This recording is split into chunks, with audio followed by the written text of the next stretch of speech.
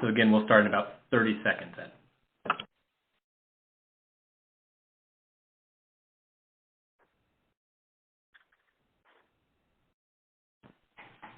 Good evening.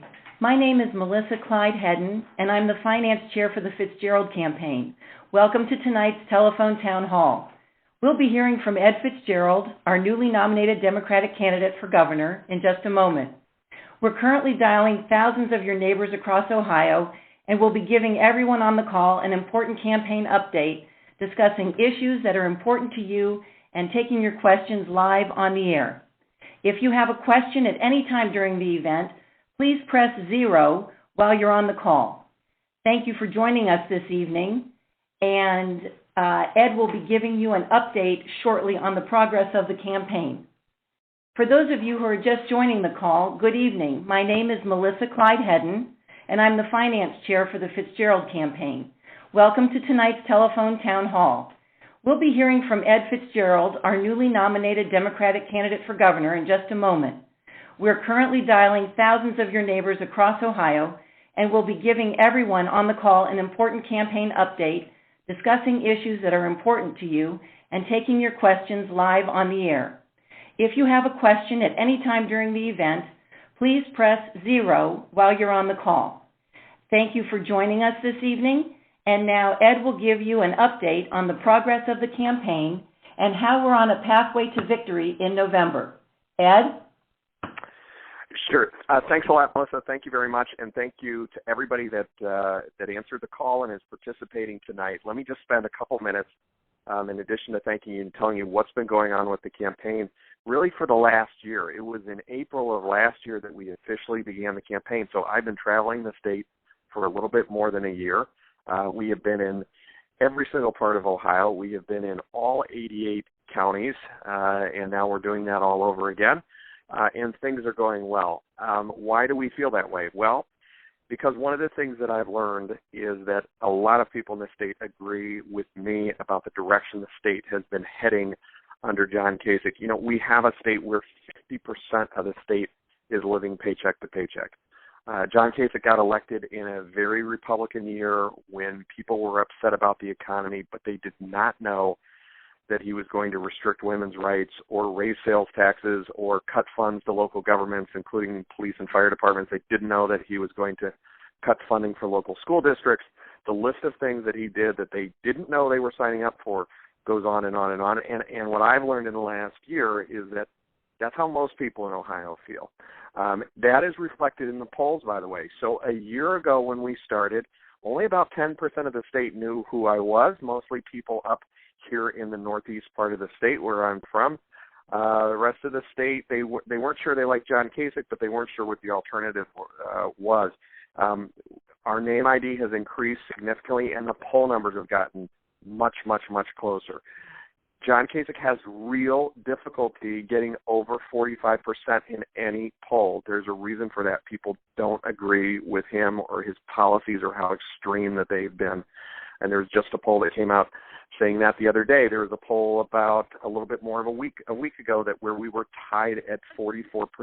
So we have enormous potential, I think, to take the state back in a better direction that would be good for most middle-class people in the state. The problem with the way the state's been run in the last 4 years, as probably everybody on this call knows, is that it's being run by a small group of people for the benefit of a very small group of people, and it's not in most people's best interests. And I think people are starting to wake up to that and realize that there's something they can do about it. Now, what is not going well in the campaign, or what could be going better? He has one big advantage, and that advantage just boils down to this. If you run government for the benefit of a small group of people, you have one big advantage. That is that if you're running government for the benefit of people that are millionaires and billionaires, they will help to fund your campaign. And that is one advantage that he certainly does have that we have to make up for. Now, we don't have to raise as much money as he does, but we do have to at least raise enough money that we can tell our side of the story. So tonight, in addition to answering questions, letting you know what's going on in the campaign, taking suggestions or comments, we're also going to be asking you that if you agree with us, that you help us get that message out across Ohio. I'm very appreciative of you participating tonight. I'll look forward to answering your questions. Thank you, Ed. For those of you who have just joined us, that was Ed Fitzgerald, our Democratic nominee for governor. I would like at this point to let you know that we scored an important victory in the primary, but now we need your support more than ever to take on John Kasich in the general election. Please press 1 on your phone if you're willing to pledge $500 to Ed's campaign for governor. Press 2 to pledge $250. Press 3 for $100.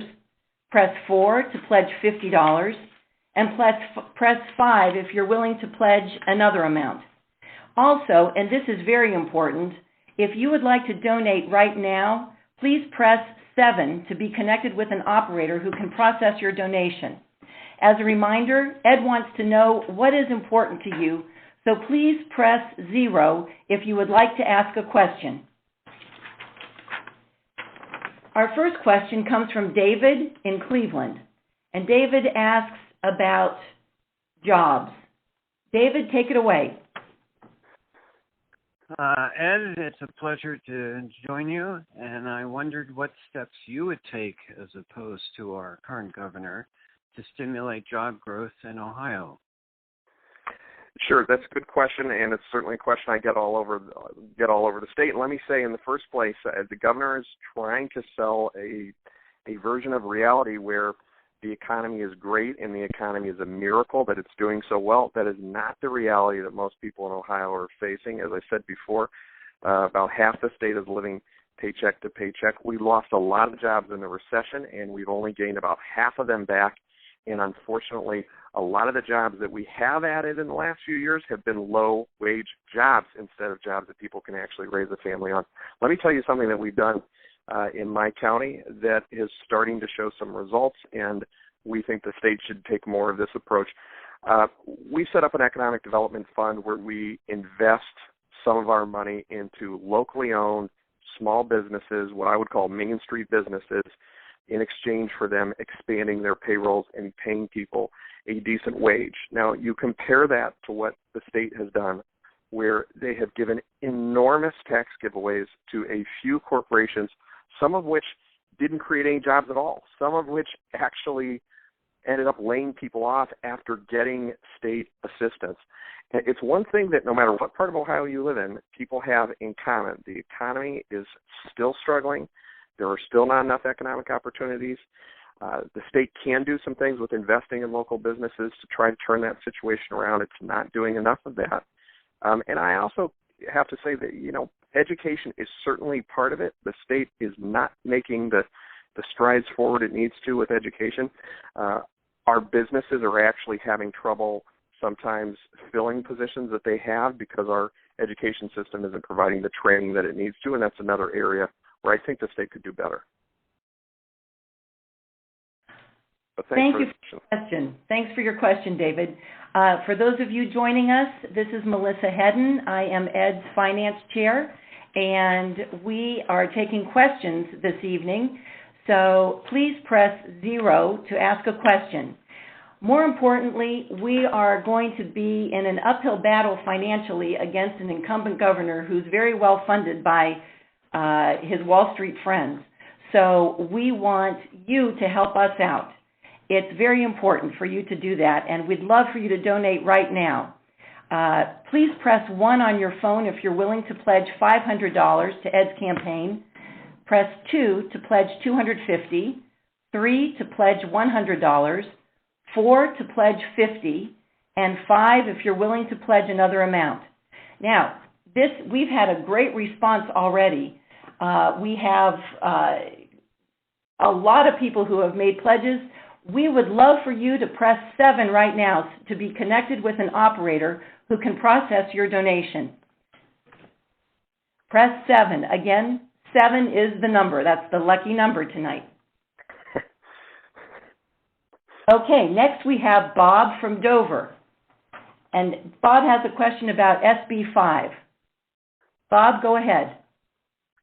Hello there, Mr. Fitzgerald. Nice to speak with you tonight. Yeah, good to talk to you.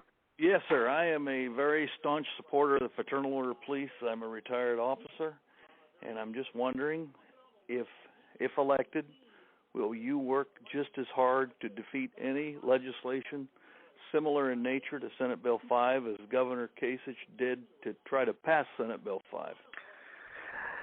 Absolutely. First of all, thank you for your service to our state and to the country through law enforcement. One of the things I'm proud of is, I'm involved in politics now, but I haven't always been in politics. For 8 years, I was involved in law enforcement. I was a law enforcement officer with the Federal Bureau of Investigation, and then I was a county prosecutor as well. And so I respect your service. And one of the ways that you honor people's service is you don't try to take away their rights to organize and to bargain and to have a voice in their workplace. And I think that's especially important when people have dangerous jobs, such as in public safety and such as you did yourself. And I thought that was really the height of disrespect for Governor Kasich. It was really the very first thing that he really rolled out of his agenda was to try to take away people's rights through Senate Bill 5. And it's Bob, it's a good, I think, analogy for what we're trying to do in this campaign. There were more ads on television for Senate Bill 5 than there were against it, but we happen to have the facts on our side and the people on our side. A lot of people didn't think that we had a chance. I spoke out against it when it was going on because I believe people in Ohio, whether they're in a union or not, most people in Ohio think that people have a right to speak up for themselves and organize if they so choose. And we ended up winning that fight by 22 percentage points. So if there are any more attempts like that, I will veto each and every one of them as soon as they get to my desk. And if for some reason something like that gets on the ballot again, instead of having to fight against your governor, I'm going to be standing there with you, and I'm very proud to do that. And thanks for the question. Appreciate it. Thank you, Bob. Again, you all are burning up those lines. Keep those pledges coming, but more importantly, we want you to press 7 so you can talk to a live operator and make your contribution right here, right now. And we'd also like to get more questions from you, so press 0 to ask a question. Our next question comes from Michelle, who's from Columbus, and her question is about voter suppression. Thanks for joining us, Michelle.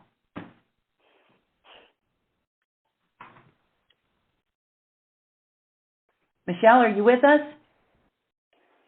Hi, this is Michelle, and I just wanted to know where are we in the fight against the voter suppression laws that Kasich put in place? Yeah, that's a great question, Michelle. So, and by the way, I'm in the middle of a lightning storm where I'm taking this, so if I lose the connection, I will call back immediately. But thank you for calling. Thank you for the question. Here's where things are right now. Several things have been passed to make it tougher to vote in Ohio, which I think is a disgrace. We kind of had a bipartisan agreement at some point in this state where we were going to try to make sure that it was easy and accessible for people to vote. Well, because Democrats, I think, started winning elections, including people like Sherrod Brown in 2012, now all of a sudden they've decided to make it tougher to vote. I think we know why. I think everybody on this call probably knows why that's happening. So they passed a number of things. A couple of them were through pieces of legislation, which the governor signed into law, and some of the other ones were because of administrative rulings by our Secretary of State, John Husted, who I also hope is defeated this fall. Here's where things stand right now. There is a lawsuit challenging these things that has been filed. It's been filed in federal court. So we're waiting for a court hearing on that. One of the things I'm proud of is back in 2012, they tried to pull the same stunt on people. Back in 2012, there were 2 counties in Ohio that also sued over it. My county was one of them. So my county will be joining that lawsuit to try to stop it. And I expect if I'm elected governor, they will continue to try to do that. And then when I'm governor, I'll be able to veto those things.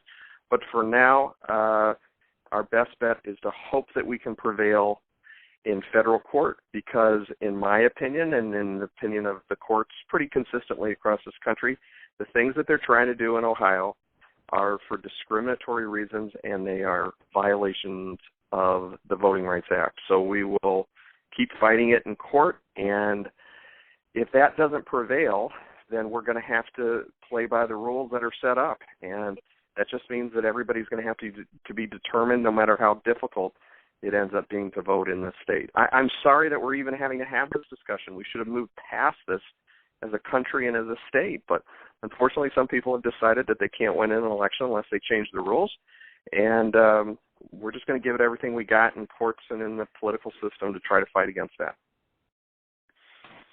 Thanks for your question, Michelle.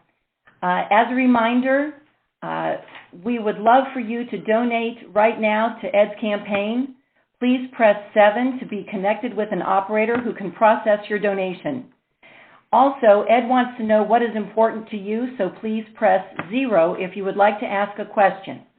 And now we're going to turn the tables on you. Ed has a question for you. What issue do you think your next governor should make as his top priority? And I'll repeat these choices. Press 1 if it's jobs and the economy. Press 2 if it's education. Press 3 if it's healthcare. Press 4 if it's keeping guns off the street. And press 5 if it's women's rights. Again, 1 if it's jobs and the economy. 2 for education. 3 for healthcare. 4 for keeping guns off the streets. And 5 if it's women's rights. We really want to hear from you, so press 0 to ask a question. And remember, press 7 to connect with the live operator to make a donation. Valerie from Akron has a question about Ed's education plan. Go ahead, Valerie. Good evening. You mentioned earlier the importance of education. As a teacher, I'm wondering exactly what your plans are. Sure. And as the year goes on, we're going to keep providing more details. But actually, I gave a big speech a few days ago in front of almost 1,000 teachers, and we were talking about some of these very issues. First of all, when you come up with education policy, unlike the current governor, I think you need to sit down and convene a group of teachers that are in the classroom on a regular basis. A lot of the policies and protocols that have been forced on teachers were written by people that don't have classroom experience, don't have public school experience. I think that's a mistake, and we would remedy that by making sure that teachers were included at the table. That's number one. Number two, I think there's been a real emphasis on testing instead of investing. So we have more and more and more standardized tests. It is taking more and more time of our teachers that would be better spent having one-on-one time with their students.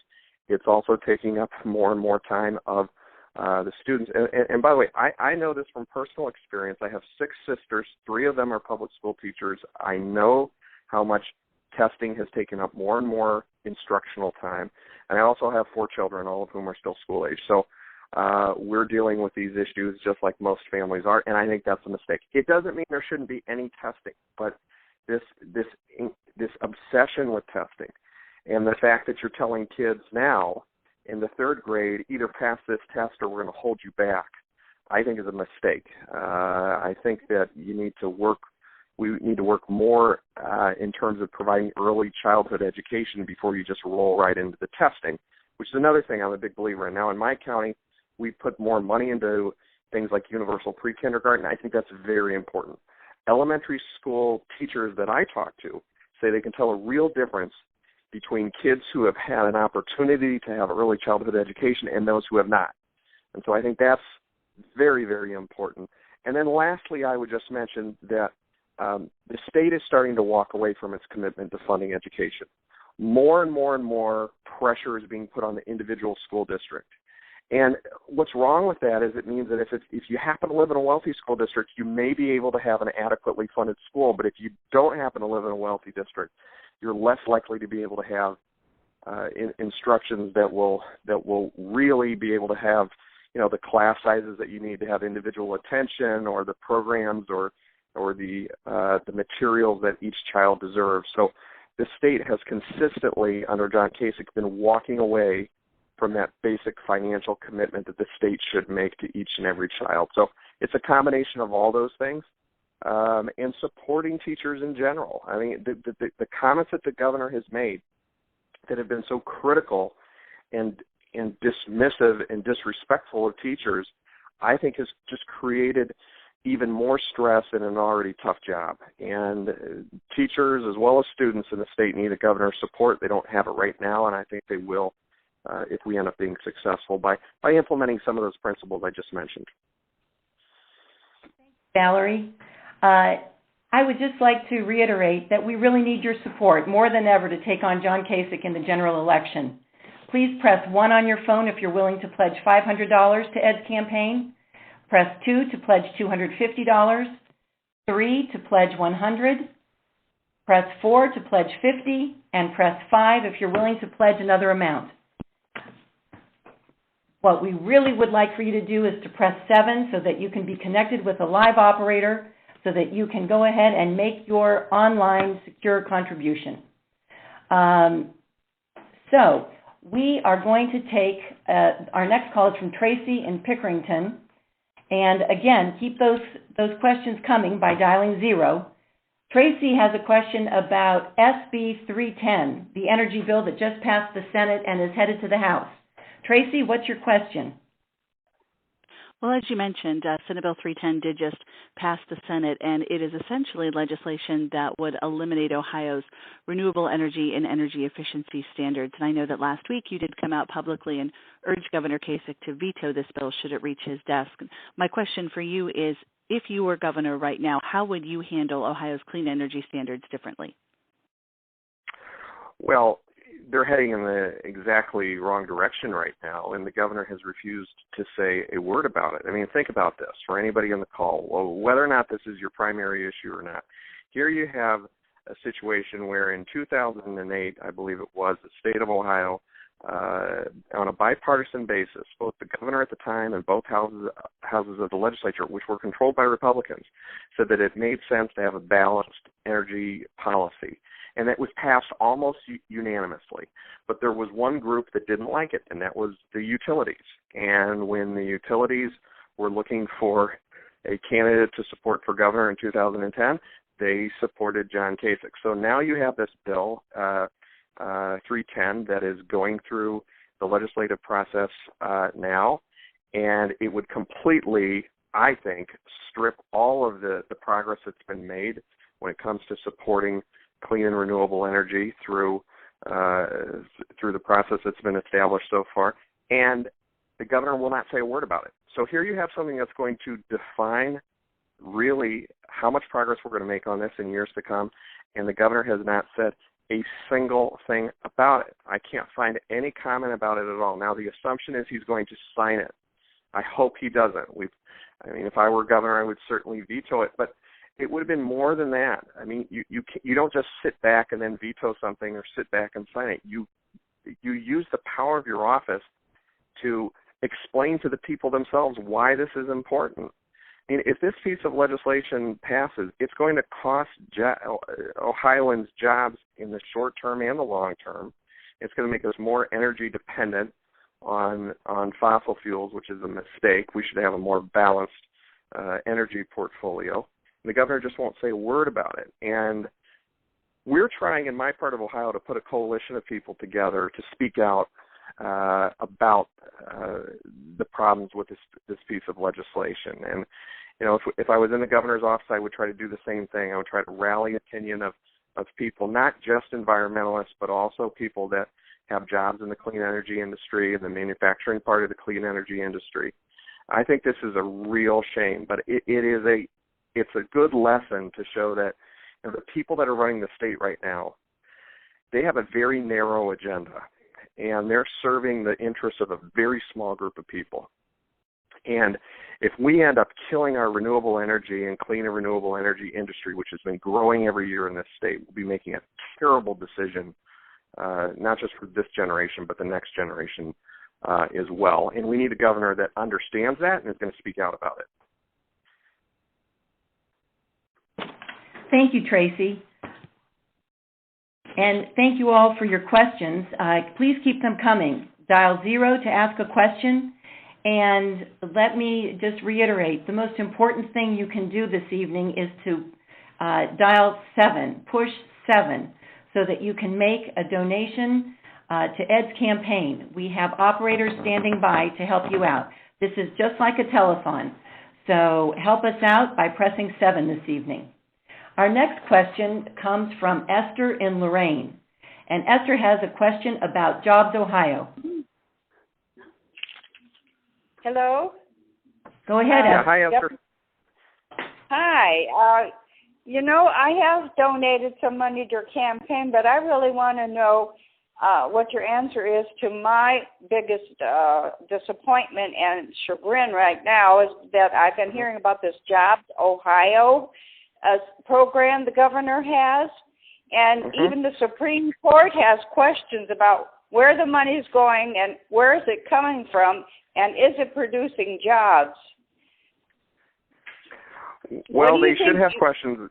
Yeah, go ahead. Don't you think this could be a good campaign subject for you? I mean, to bring this to light when so many people, even some of the Republicans, are wondering about what this is all about. Yes, Esther, listen, you're right on the money, no pun intended, because this is about the money, and whose money is it, and how is it being spent? Well, let me answer some of those questions for you. It's our money, and we have a right to know how it's spent. And basically what Governor Kasich did was when he came into office, he took economic development money that all of us contribute to, because it's our tax money ultimately that funds all this, and he basically put it into a private enterprise, almost a private account. And they are spending it the way that they see fit without really any real public oversight at all. I have to tell you, it's probably the most outrageous thing from an ethical standpoint that I have ever seen a governor do in this state. And that's saying a lot, because it's so brazen and so outrageous that what they're doing. Because when you get into the specifics of it, so after they set this thing up and they start spending millions of dollars, the auditor of Ohio comes along and says, well, I want to audit the books. And they say, well, we don't want you to audit the books. And he says, well, I'm going to subpoena your records, and you're going to have to turn these things over. What did Governor Kasich do? He goes to the legislature, and in about 48 hours, they pass a new law preventing the auditor of the state from auditing the books, so that people that did have questions about how this money was spent could actually get answers. I've never seen anything like this. I mean, this is, and we're talking about what will eventually be billions of dollars. Now, what we do know is that some of the money has gone to companies that John Kasich is very close to. Some of the money went to a company that he served on the board of. And, this is not just a Democratic issue or a Republican issue. This is a good government issue. And yes, you are exactly right. We should talk about this, because it's not a question of if something is going to happen that's unethical. Something has already happened that's wrong, and it's going to keep happening. The lesson that I've learned in my life, I was a mayor, I've been a county official, but I was also a special agent with the FBI where I investigated public corruption. This is how public corruption happens. You take a bunch of money, you put it behind closed doors, you don't let people know how it's spent. Watch out. And so I'm very concerned about it. I'm glad, Esther, that you brought it up, and we will be talking about it more as the year goes on. Thanks for the question. Thanks, Esther. Ed's very well known in the Cleveland area for the transformative work he's done as the county executive. Tonight, we need your support so that we will have the necessary resources to introduce Ed and his vision for Ohio to all corners of our state. So please press 1 on your phone now if you're willing to pledge $500. Press 2 to pledge $250. Press 3 to pledge $100. Press 4 to pledge $50, and press 5 if you're willing to pledge another amount. And also, if you would like to donate right now, we have operators standing by, so please press 7 on your phone to be connected with an operator who can process your donation. Our next question comes from Ron in Cincinnati, and Ron has a question about local government funding cuts, and levies. Go ahead, Ron. Hi, Ed. Hey there, Ron. How are you? Hey, pretty well. Hey, I do have a question. Back in the 1930s, The state sales tax, as you know, was taken from the state with the agreement that the local governments would get that money, divvied out to them. And Kasich, with the swipe of a pen, came in and basically robbed all the local municipalities of that money. I guess my question is, what is your plan if you do get in office? What's going to happen, to that agreement, and will you reinstitute it?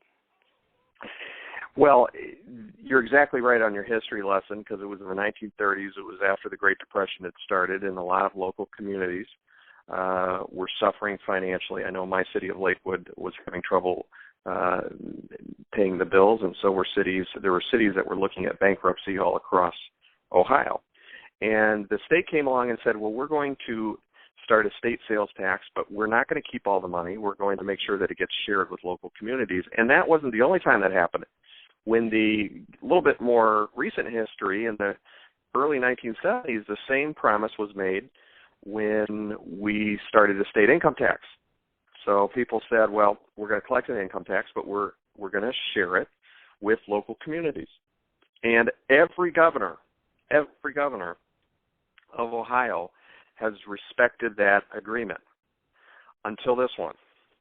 So Democratic governors, Republican governors, they've all respected that agreement until this one. This governor took 50%. It was a 50% cut in the local government fund. It had devastating consequences. So police officers got laid off, firefighters got laid off, service workers got laid off. And not only did it cause layoffs, it also caused local taxes to go up. There's definitely probably hundreds of people on this call right now whose taxes went up to try to make up the difference. So it's had devastating consequences. The governor does not take this seriously. He was just in Cincinnati and said that he did not think that these cuts were any big deal. It was just kind of scoffed at the whole idea that this was a big deal. Well, it has been a big deal. So how do we fix it? Well, we just have to keep the promise that we made in the first place.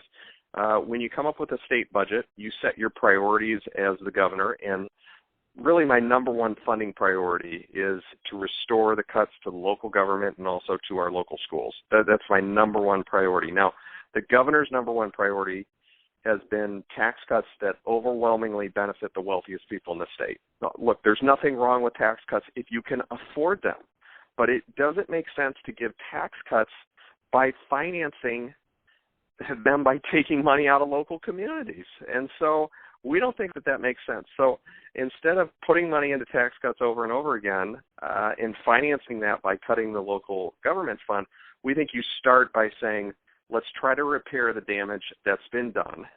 And we'll do that as quick as we can depending on the tax receipts that come in. But I've said over and over again, and I'll say again tonight, that that's one of my top priorities. These cuts have really hurt local communities, and I've been in all these cities where they can tell you lots of specific stories about how dire those consequences have been, and it's getting tougher and tougher and tougher for a lot of these smaller communities to make it. Not just the big cities, but smaller communities, and I just hate to see it because the state government had a responsibility and they have walked out on it. And I won't do that as your governor. Thanks for the question, though. It's a very important issue. Thanks, Ron. Remember to press 0 if you have a question for Ed. And most importantly, please press 7 to be connected with an operator who can take your contribution to Ed's campaign right now. Our next question is from Amy, who is from Wintersville. Amy has a question about the Koch brother lies. Go ahead, Amy. Thank you.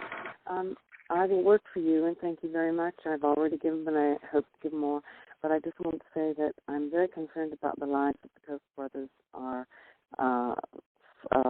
putting out there through their Americans for Progress, I think is what it's called. Recently, the issue with the Columbus Zoo, and also the lies that Kasich is basically putting out there, saying that he's an underdog, when he basically has denied high-speed rail for our state, denying jobs to Ohioans, and also his connections with Wall Street and his record thus far. He'll probably even try to take away pensions from people like teachers. And appreciate the question, and if people couldn't hear it because the connection wasn't that great, first of all, thank you for the question, and I hope your community is doing well down in, I think you're down in Jefferson County, if my memory serves me correctly. But here's the thing. I think you raise a good point. She was talking about the Koch brothers and the fact that the Koch brothers have started to interfere in Ohio elections. That's absolutely true. They have been interfering in elections all over the country, and they are trying to move this whole country in a direction that's of personal benefit to them. It's one of the reasons that we're doing this town hall in the way that we are. We have to rely on the contributions of regular people from Ohio. We cannot rely on our campaign being funded by billionaires that live out of state. I mean, if you notice, the options on your phone did not include pressing a number to give $1 billion, and that's basically the way the other party works. And we've got to make up for that. Now, the good news is we have people on our side, and we have the issues on our side, and that's very helpful. But there's going to be a lot of this money coming in from out of state, and we've just got to hope that we're going to be as determined and hardworking as possible to make up the difference. Now, your question about John Kasich and his whole history with pensions is very true, and I'll tell you why. John Kasich is a millionaire, and I'm not saying there's anything wrong with being a millionaire, but I think it does matter how you made your money. And he made his money by working for a Wall Street bank called Lehman Brothers that went bankrupt and took down with it hundreds of millions of dollars of pension money right here in Ohio. Now, that's bad enough, but the fact is he's been very unsupportive of people that have worked hard for a pension and I think have a right to count on that pension. So I think what we're seeing here is we're seeing the symptoms of what happens when a government is run by millionaires and billionaires for the benefit of millionaires and billionaires. And I'm very concerned about it. They've been so extreme in the first term. I hate to see what they would do in a second term, and we just have to make sure we work as hard as we possibly can to make sure that they're not in that position. But thanks for the question. You raise a very good point. Hey guys, it's Nick Bias. I'm Ed's campaign manager. Just want to share a quick note. The overwhelming amount of people that have donated is just incredible. The guys just pulled me in from the other room. Can't say enough good words about that, and I know these great questions keep coming. But we need it to keep going. We're going to need all the money we can get to push back the lies the governor's pushing and the message he's pushing, which we know is not one where Ohioans believe. So please press 7 now, if you could, to donate to the campaign. We have operators standing by. Really need that as many contributions as possible and really appreciate it. Thanks, Nick. Next, we have Kathy from Lebanon. And Kathy has a great question about how to energize the base. Go ahead, Kathy. Yes, not just energize the base, how to energize the common person who's being impacted by all these things that are going on in Ohio. This is an off-year election, and people just seem to wait until the presidential election to vote. Is there any way to organize young people or organize different groups of people that would be severely impacted? I'm just worried that people are going to let it go and these people will be back in again just because they don't vote. Well, you should be worried because it happens, and we've seen it happen before. Look, I mean, people are surprised sometimes when I tell them this, but we have won 3 out of the last 4 elections in this state. We won in 2008, and we won in 2011 when Senate Bill 5 was on the ballot, and we won in 2012.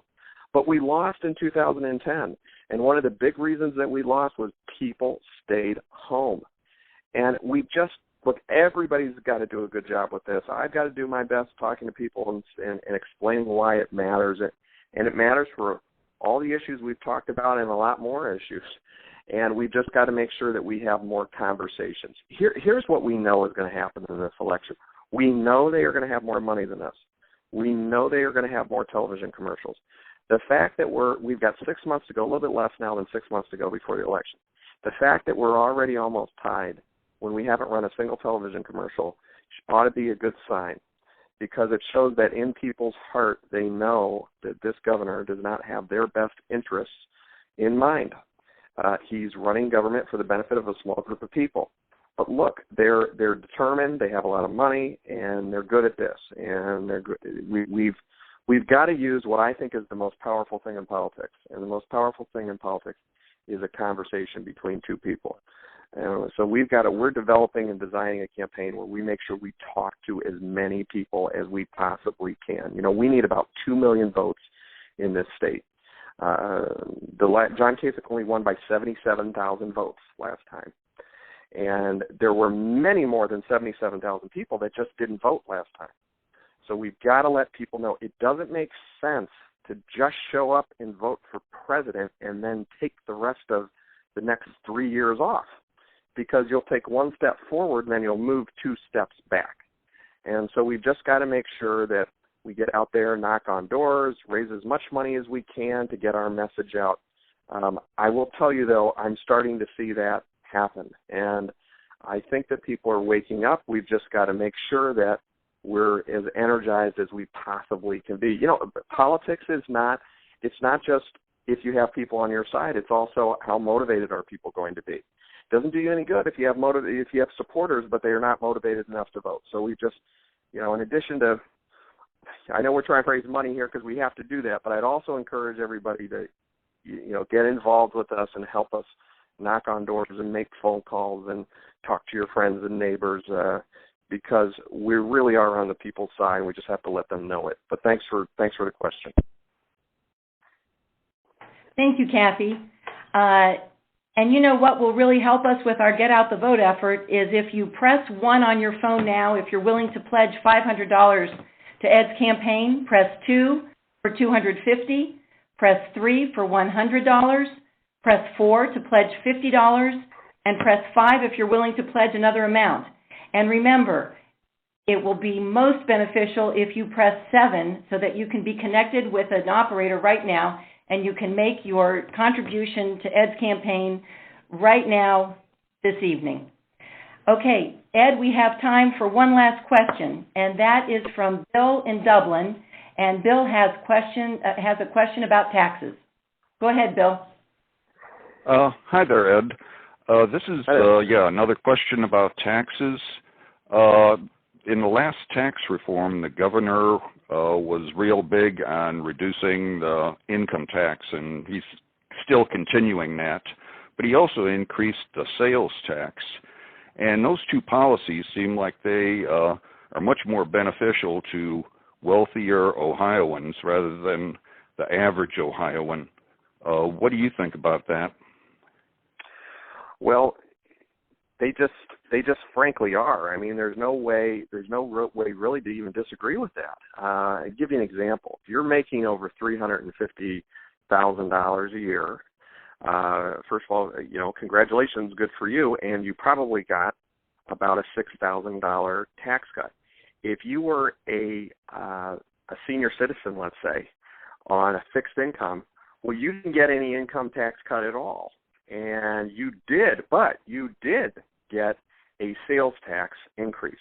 So back in 2010, when Governor Kasich was running for election the first time, he said he was going to cut, he wanted to eliminate Ohio's income taxes. He wanted to cut the income taxes. And, most people don't like taxes, and so they're happy to hear that. What he didn't tell them was how he was going to pay for that. How has he paid for that? 3 main ways that he paid for it. Number 1, he raised everybody's sales taxes. Number 2, he cut the local government fund by 50%. Number 3, he cut funds from education. So he actually drove up local taxes, and he raised everybody's sales taxes directly. And basically what that means is we now have a tax system that if you're poor, you're going to be paying a higher percentage of your total income.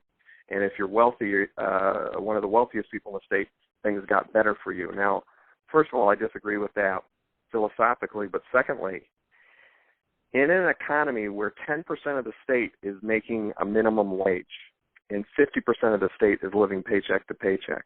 And lots of people have even given up looking for work. Why would we be helping millionaires and multimillionaires while all those people were still hurting? It doesn't make any sense to me at all. But that's the kind of thing that happens when you're trying to take care of a small group instead of the average person. I mean, the whole philosophy that by helping the people that are already doing really well, that somehow they'll be so appreciative that they'll give more money to the poor or to middle-class people, I think is a phony theory, and I don't believe in it. I don't think it's ever worked.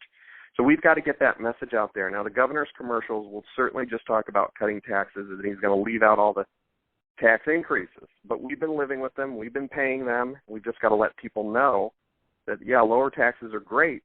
We don't really have lower taxes. We have lower taxes for some people, while other people are stuck with the bill. Thanks for the question. Great question. Thanks, Bill. Ed, before we sign off, would you like to make some closing remarks? Yeah, sure. Just briefly. Look, we wish we had a system where we didn't have to raise money, but that's a system that we live in, and there's nothing we can do about that. The stakes are very, very high in this election. We have a really extreme governor. He's been extreme on all kinds of issues. The good news is that all the information that we've been getting, both tonight, which, by the way, the response, we raised thousands of dollars. The response was very, very good tonight. But in all the polling we've done, all the town hall meetings we've done in person all across the state, is that once people hear the other side of the story about how Ohio is being run right now and how it could be run much differently, how it could be run for the benefit of middle class and working class people and the average person in Ohio, that you could actually have education policies and tax policies and economic development policies that make Ohio work for everyone, that once people hear that message, we win the race actually by quite a bit. The challenge is getting that message out. So for all of you that listened to me tonight, and for those of you that agreed to help, I know it's not easy to help. We're really grateful for it. It's for a very good cause. It's not about me. It's about all these things that we believe in, all these people who need representation and aren't getting it right now. So for helping us with that, I'm very thankful, and I will look forward, I hope, as in the next 6 months I'll be traveling all over the state. I look forward to seeing you all in person at some later date. Thanks for helping out tonight, though. Thanks so much, everyone, for joining us, and thank you, Ed. If you have a question or a message for Ed, or if you'd like to tell us how you'd like to get involved with the campaign, please stay on the line and leave a message when you are prompted. Again, thank you for joining us. Thank you for your very generous support, and have a good evening.